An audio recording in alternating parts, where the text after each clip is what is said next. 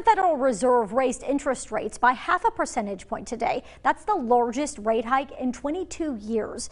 It makes borrowing money for a home more expensive. But as WFXR's Amanda Kenny reports, finding a home to buy may be the bigger problem.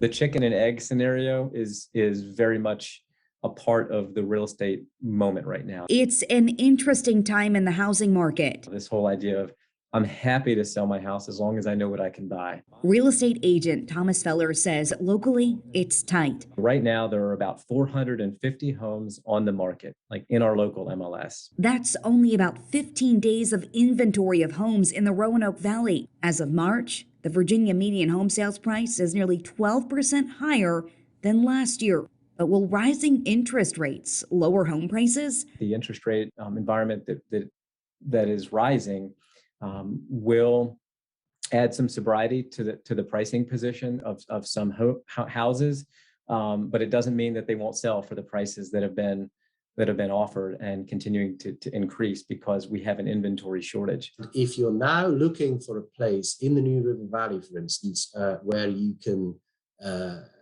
affordably buy something, you might be out of luck because inventories are so low. Virginia Tech Associate Professor of Public Policy David Vieri agrees the lack of homes built in the last 10 to 15 years is contributing to the problem. But he says it's only part of the problem. That on the one hand, you can say you have federal conditions that are problematic in terms of financing stuff because it's getting more expensive.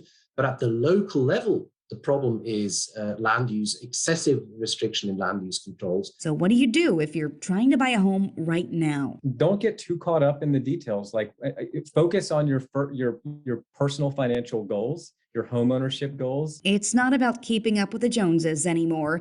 Feller says make your own path. Don't get obsessed with predicting the future. Because what we learned in the last 2 years is that you never know what will happen next. Local in Roanoke, Amanda Kenny, WFXR News.